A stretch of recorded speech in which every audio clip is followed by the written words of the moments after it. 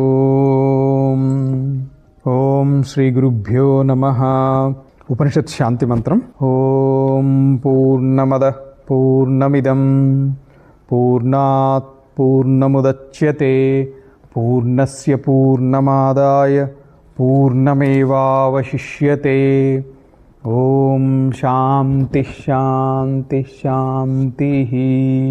ఈశావాస్య ఉపనిషత్తు 2 శాఖల్లోనూ ఉపనిషత్తుది ఇక్కడ ఇచ్చారు. కాణ్వ శాఖకే భగవత్పాదుల వారు భాష్యం రాశారు. మాధ్యందిన శాఖ కూడా అక్కడక్కడ విద్వాంసులు దాన్ని కోట్ చేస్తుంటారు కాబట్టి మాధ్యందిన శాఖ కూడా ప్రింట్ ఇచ్చారు. ఇక్కడ మీకు ఒకసారి ఆ డిఫరెన్స్ తెలియాలి, ఇలా ఉంది 2 ఉన్నాయి అనేది ఒక అవగాహన రావాలి అని చెప్పటం. అలాగే కేనోపనిషత్తులో శాంకర భాష్యం నేను చెప్పినప్పుడు 2 భాష్యములు ఉన్నాయి కేనోపనిషత్తుకి. ఒకటి పదభాష్యము, రెండోది వాక్య భాష్యం. వాక్య భాష్యము చెప్పలేదు, వివరణలోకి వెళ్ళలేదు. అర్థం ఇంచుమించు అదే ఉంటుంది. శంకర భగవత్పాదుల వారు రాసింది అది కూడా. పదభాష్యం మాత్రమే కేనోపనిషత్తుకి చర్చించాం. అలాగే ఈశావాస్య ఉపనిషత్తుకి కాణ్వ శాఖ దానికే శంకర భాష్యం ఉంది. కాకపోతే మాధ్యందిన శాఖ నుంచి కూడా ఉపనిషత్ మంత్రాలు ఎక్కడన్నా వింటే ఇది తప్పేమో అనే భ్రాంతిలోకి వెళ్ళకండి. ఇంకొక శాఖా మంత్రము ఉన్నది అని గుర్తుపెట్టుకోండి, అది చెప్పటం.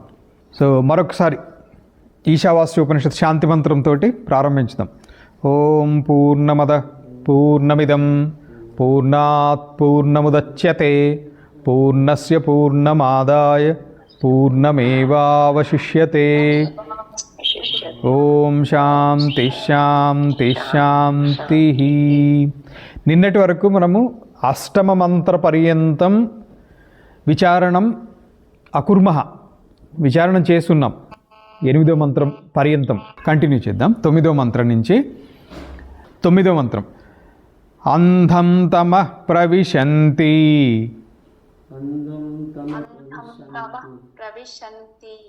ఏ అవిద్యాముపాసతే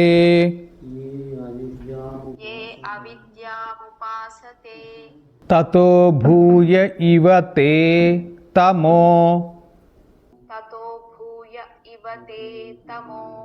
య ఉ విద్యాయాగం రతాః.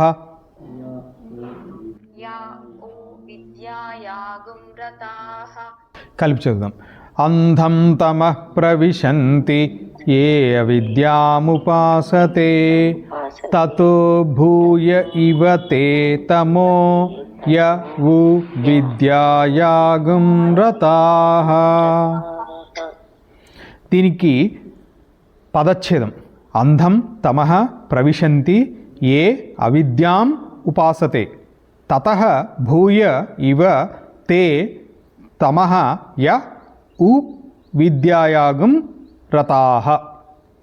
దీనికి అన్వయక్రమము ఏ అవిద్యాముపాసతే తే అందం తమః ప్రవిశంతి.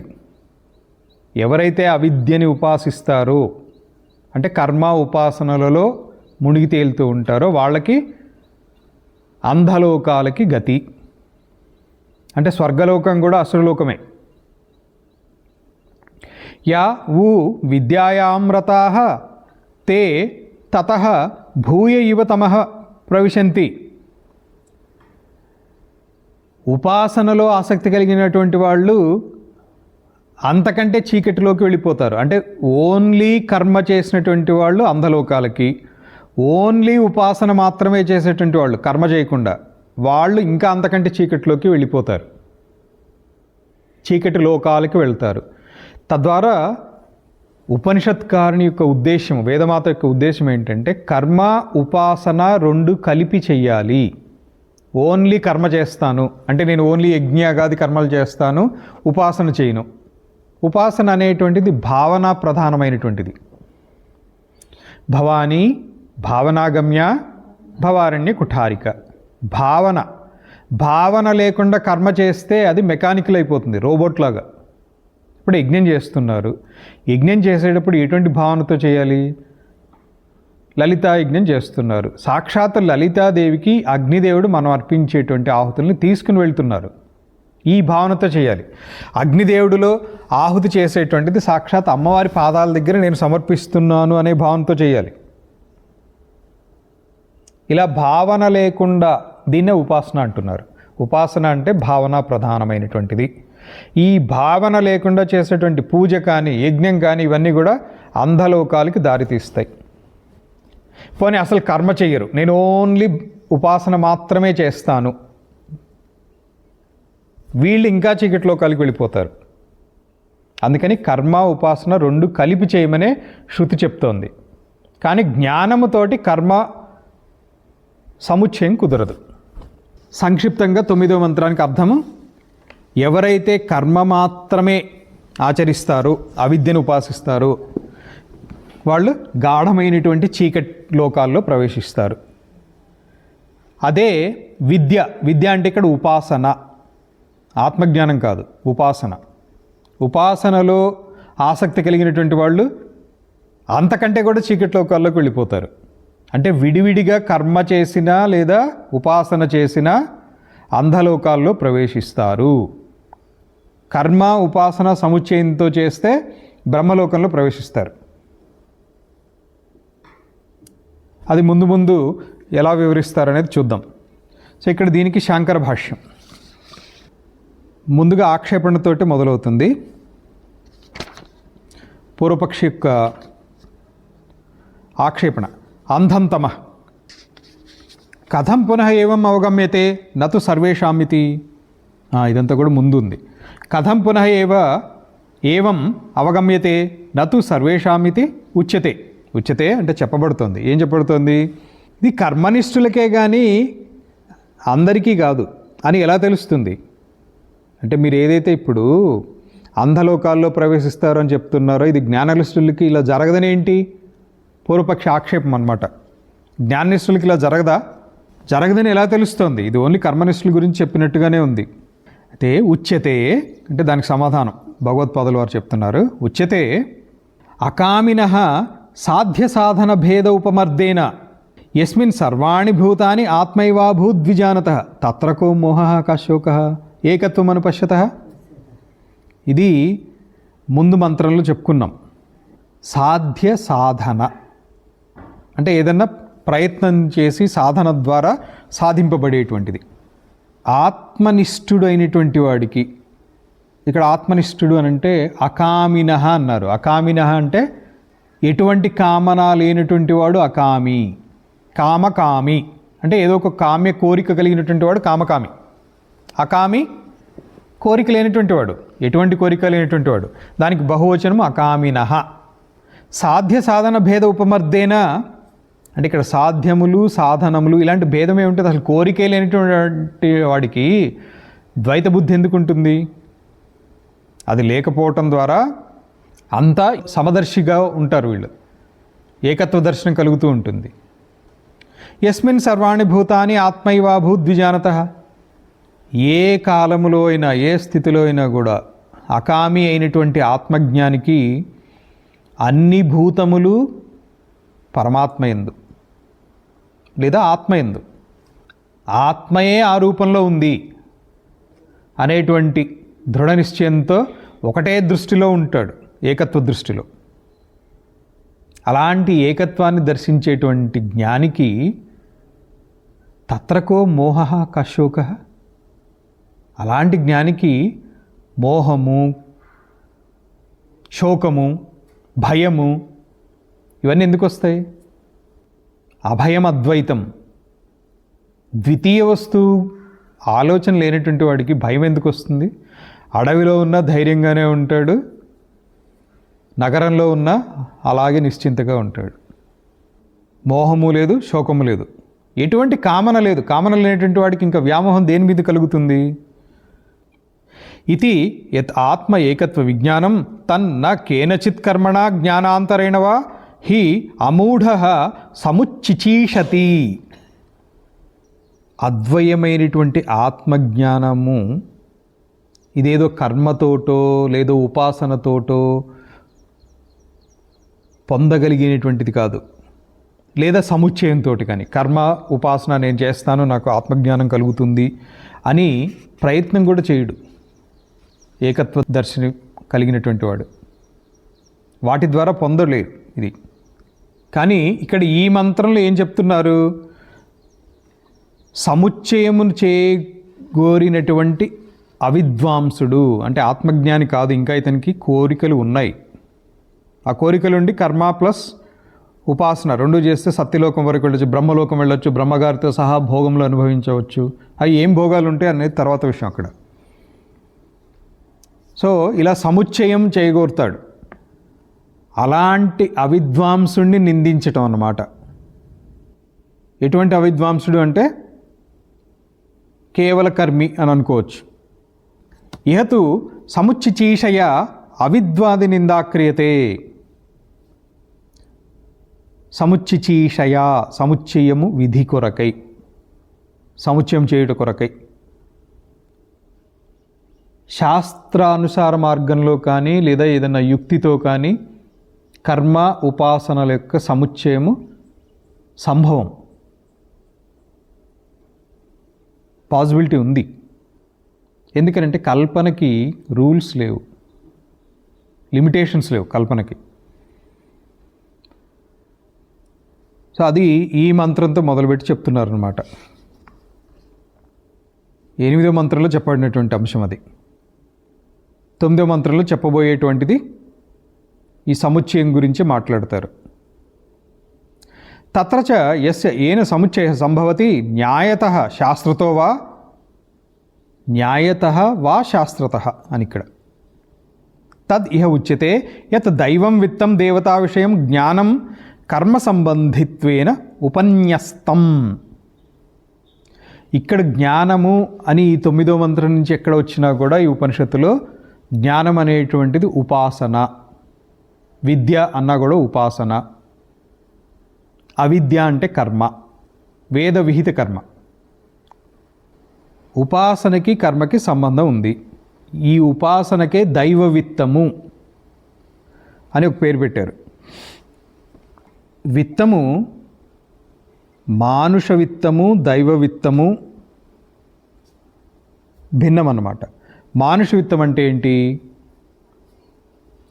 శరీర పాఠం అంటే దృఢమైనటువంటి శరీరం, కర్మకు యోగ్యమైనటువంటి శరీరం కలిగి ఉండటం, ఆరోగ్యవంతమైనటువంటిది, కర్మని ఆచరించడానికి సహకరించేటువంటి శరీరం. సాధన సంపత్తి, సాధన సంపత్తి అంటే చెప్పుకున్నాం, వివేకము, వైరాగ్యము, శమాదులు, ముముక్షుత్వం, కర్మ, వీటిని మానుష విత్తము అంటారు. ఉపాసన దైవ విత్తం. తదిహ ఉచ్యతే యద్దైవం విత్తం దేవతా విషయం జ్ఞానం కర్మ సంబంధిత్వేన ఉపన్యస్తం నా పరమాత్మ జ్ఞానం. ఇది పరమాత్మ జ్ఞానం గురించి చెప్పడం లేదు, ఉపాసన గురించే చెప్తోంది. భగవత్పాదులు వారు అదే చెప్తున్నారు. విద్యయా దేవలోక, బృహదారణ్యకోపనిషత్తులో కూడా విద్య అంటే ఇక్కడ ఉపాసన అనే అర్థం స్వీకరించాలి. విద్యయా దేవలోక అంటే విద్య చేత దేవలోక ప్రాప్తి జరుగుతుంది. విద్య అంటే ఇక్కడ ఉపాసన, కర్మ కాదు. అవిద్య అంటే కర్మ, వేదవిహిత కర్మ అయినప్పటికీ అది అవిద్యయే. ఉపాసన విద్య. విద్యయా దేవలోక కర్మణా పితృలోక. కర్మ అంటే వేదవిహిత కర్మ, కర్మలని ఆచరించటం ద్వారా కర్మలు భిన్నమైనటువంటి రకాలు చెప్పాను. నిత్యకర్మలు, నైమిత్తిక కర్మలు, నిషిద్ధ కర్మలు, ప్రాయశ్చిత్త కర్మలు. ఇవి విహిత కర్మలు. ఇవి కానటువంటివి అవిహిత కర్మలు.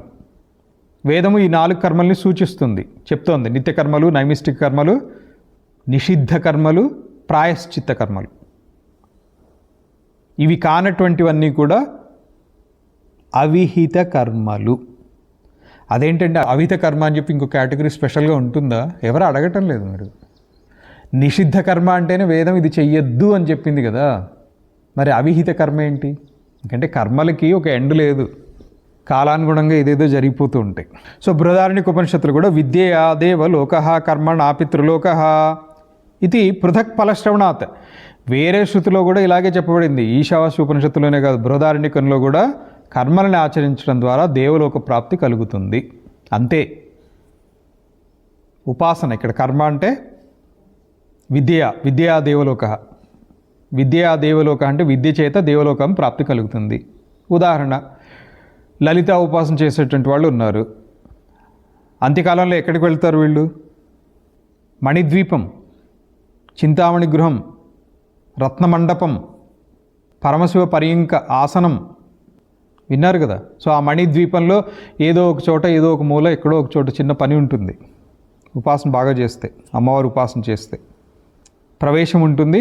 ఆ ప్రవేశాన్ని బట్టి మన అర్హతని బట్టి మనం చేసినటువంటి ఉపాసన బలం కొద్దీ అమ్మవారికి ఎంత సామీప్యంలో ఉండగలము. 25 ప్రాకారాలు ఉంటాయి మణిద్వీపంలో, వినే ఉంటారు. సో మీ ఉపాసన ఎంత బలంగా ఉంటే అంత దగ్గరి ప్రాకారంలోకి వెళ్తారు. సో విద్యయా దేవలోక కర్మణా పితృలోక. సో ఈ దేవతా ఉపాసనంతో దేవలోకం జయించబడింది అంటే అర్థం దాన్ని ప్రాప్తింప చేసుకున్నారు, మీరు దాన్ని పొందుతారు అని. అంతేగాని దాన్ని వీళ్ళు జయించడం అని కాదు. సో ఇది పృథక్ ఫలశ్రవణాత్ ఈ ఫలితాన్ని చెప్తోంది. తయోహో అంటే ఇక్కడ జ్ఞానము కర్మ ఈ రెండిట్లో. జ్ఞానము అంటే ఉపాసన అనే గ్రహించండి, ఆత్మజ్ఞానం కాదు, 9వ మంత్రం నుంచి వచ్చేది. తయోహో అంటే జ్ఞానకర్మణోహో ఇహ ఏకైకానుష్ఠాన నిందా సముచ్చిజీషయ ననిందా పరాయేవ ననిందా పరాయేవ. నిజానికి ఇక్కడ నిందించటం కాదు ఉద్దేశ్యం, తిరస్కరించటం, ఇలా చెయ్యొద్దు అని చెప్పడమే ఉద్దేశం తప్ప ఏదో ఒక కర్మని పట్టుకొని ఒక్కొక్క దాన్ని పట్టుకొని దానిలో దోషమే చెప్పడం కాదు ఇక్కడ శృతి యొక్క ఉద్దేశం. ఇక్కడ నింద యొక్క ఉద్దేశం ఏంటి? ఇలా చేయటము సరి అయినది కాదు అని తిరస్కరించటం. అందుకని శృతి ఏం చెప్తుంది? ఉపాసన కర్మ రెండింటినీ సముచ్చయం చేయగోరి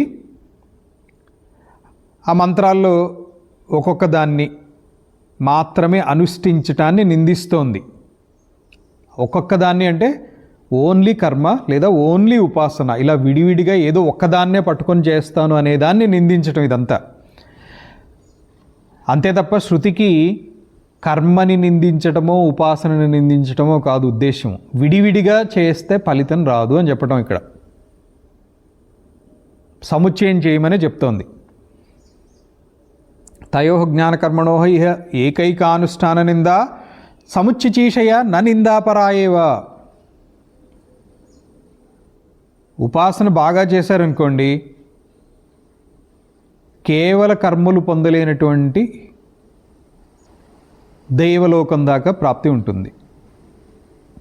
సో విద్యా దేవలోక ఏకైకస్య పృథక్ ఫలశ్రవణాత్ విద్యయా తథా ఆరోహంతి శతపథ బ్రాహ్మణం.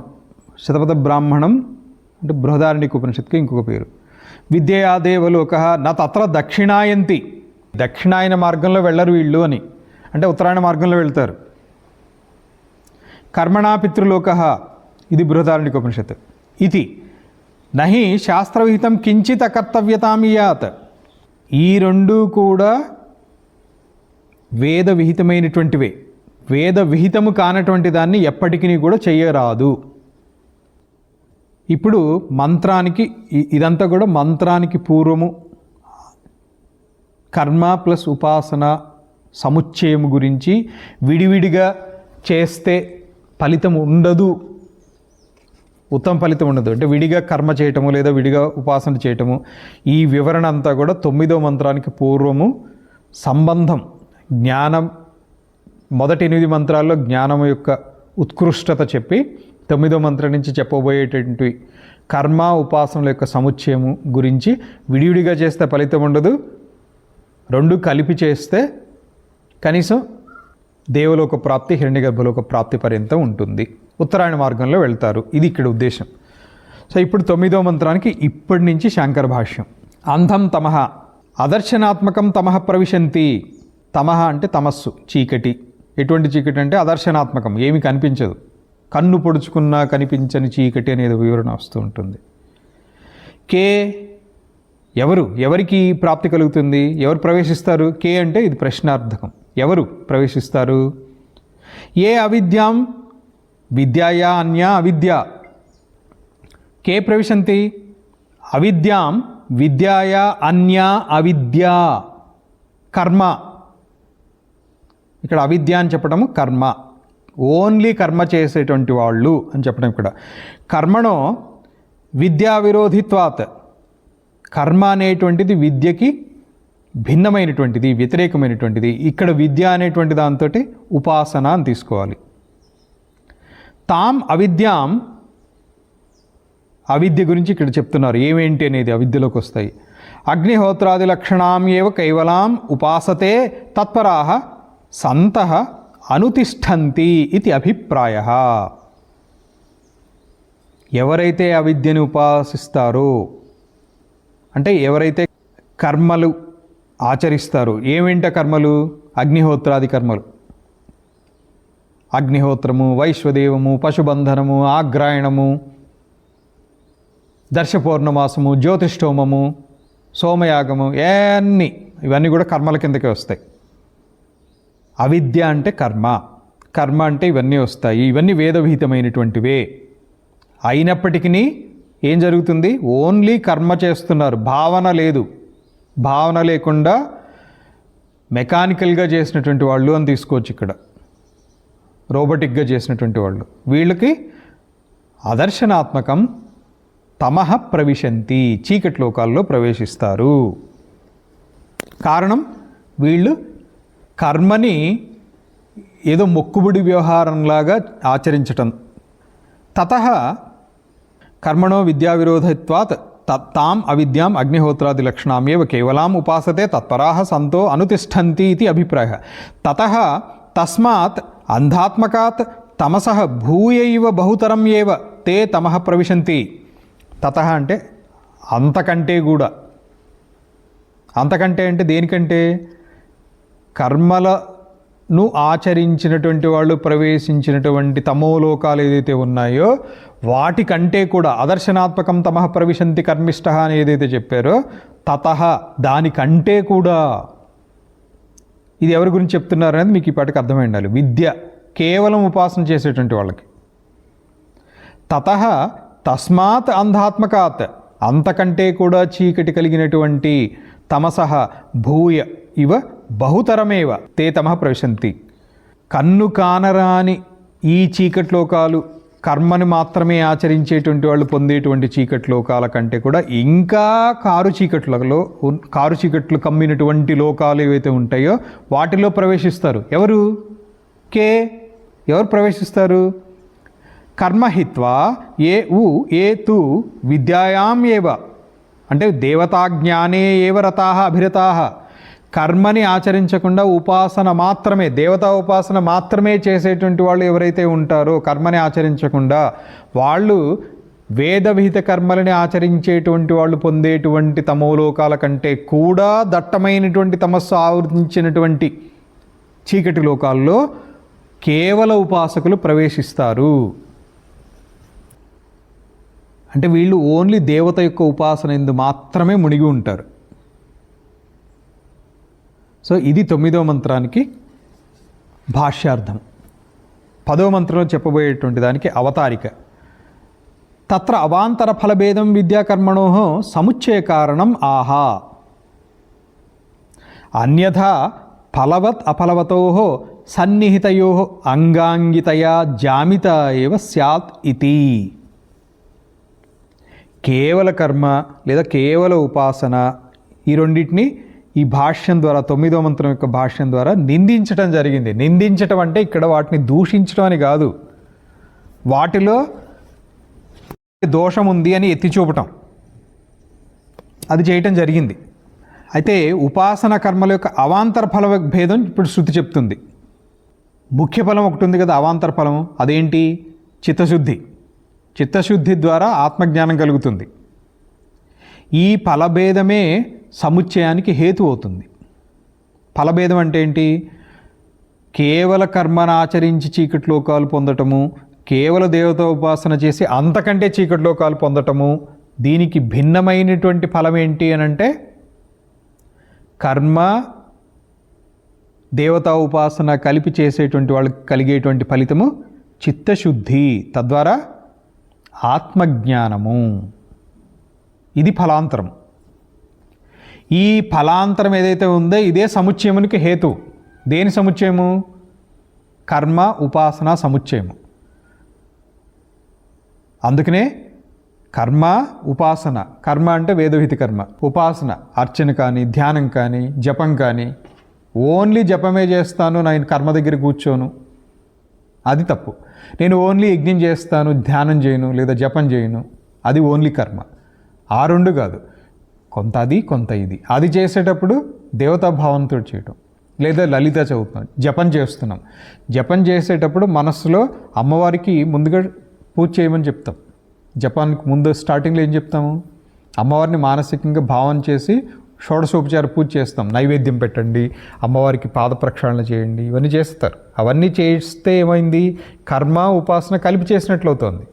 అంతేకాకుండా జపం చేయమన్నారు కదా అని ఓన్లీ జపం, ఇంకా అంటే అమ్మవారిని భావించడము ఏమి ఉండదు, అమ్మవారి భావన ఉండదు. ఇదేదో అక్షరాలు మంత్రాలు చేసుకుంటే కర్మ చేసిన వాళ్ళకంటే కూడా చీకటి లోకాల్లో పోతారు. అందుకని రెండు కలిపి చేయాలి. ఆ రెండు కలిపి చేస్తే ఏమవుతుంది? అంతఃకరణ శుద్ధత్వము, ఆత్మజ్ఞానానికి హేతు అవుతుంది. అది ఇది అవాంతర ఫలభేదం అనమాట. ఈ ఫలభేదమే సముచ్చయానికి హేతు. ఇలా కాకుంటే అంటే వేరువేరు ఫలాలు లేకుండా రెండింటికి ఒకటే ఫలం ఉంది, ఇంకొక ఫలం లేనటువంటిది ఏకశాస్త్రవీతం కనుక ఉన్నట్లయితే ఒకదానికి ఒకటి అంగి సంబంధం కలిగి ఉండేటువంటివి. విడిగా ఫలం లేకుండా ఇంకొక దాంతో కలిపి చేసినప్పుడు ఫలితం ఇస్తుంది అని అంటే అంగభావము, అంగాంగి భావం అని కూడా అంటారు. సన్నిహితయో అంగాంగితయా జామిత ఏవ స్యాతిథి. అంగాంగితయ జామిత అంటే పునరుక్తి లేదా బోర్డం, ఇంతకుముందు చెప్పుకోవటం అయింది. రెండిటికి కలిపి చేసినప్పుడు ఫలితాలు ఉన్నాయి, రెండిటికి కూడా ఫలితం ఉంది. రెండు కలిపి చేసినప్పుడు బెటర్ ఫలితం ఉంది జ్ఞానానికి సంబంధించి. అలా కాకుండా ఒకటిదానికి ఫలితం ఉంది, ఇంకొక దానికి ఫలితం లేదు అనుకోండి. అంటే కర్మ చేస్తే ఒక ఫలితం ఉంది, ఉపాసనకు అసలు ఫలితం లేదు, లేదా ఉపాసనకు ఒక ఫలితం ఉంది, కర్మకు అసలు ఫలితం లేదు. ఈ రెండు ఒకే శాస్త్రంతో, ఇక్కడ ఒకే శాస్త్రం అంటే వేదమాత రెండింటిని సూచిస్తోంది. ఇలా ఒకటికి ఫలితం ఉండి రెండో దానికి ఫలితం లేకుండా ఉండేటువంటి వాటిని ఒకే శాస్త్రం కనుక సూచించేటట్లయితే ఒకదానికి ఇంకొకటి అంగభూతమయ్యి ఉంటుంది. అంటే విడిగా చేస్తే దానికి ఫలితమే ఉండదు, దీంట్లో కలిపి చేస్తేనే ఫలితం. దీనికి ఉదాహరణ చెప్పాలంటే యజ్ఞంలో జయాది హోమము అని చేస్తారు, అవభృతులు ఇస్తారు. విడిగా చేస్తే దానికి ఫలితం ఉండదు, దాన్ని అంగము అంటారు. అంగి ఏది? ఉదాహరణకి మెయిన్ లలితా హోమం ఏదో చేస్తున్నారు, లేదా ముఖ్యమైనటువంటి హోమం ఏదో చేస్తారు. ప్రతి హోమంలో కూడా దీన్ని అంగభూతం చేస్తారు. అలా చేసినప్పుడు దానికి ఫలితం ఉంది, అదర్వైజ్ దాని ఒక్కదానికి ఫలితం లేదు. ఇలా ఉండేటువంటి వాటిల్లో అంగాంగి సంబంధం ఉంటుంది. ముఖ్యమైనటువంటి దానికి గౌణంగా ఉండేటువంటిది అంగభూతం అవుతుంది. ఇది అవతారిక. శాంతి మంత్రం. ఓం పూర్ణమద పూర్ణమిదం పూర్ణాత్ పూర్ణముదచ్యతే పూర్ణస్య పూర్ణమాదాయ పూర్ణమేవావశిష్యతే. ఓం శాంతి శాంతి శాంతి.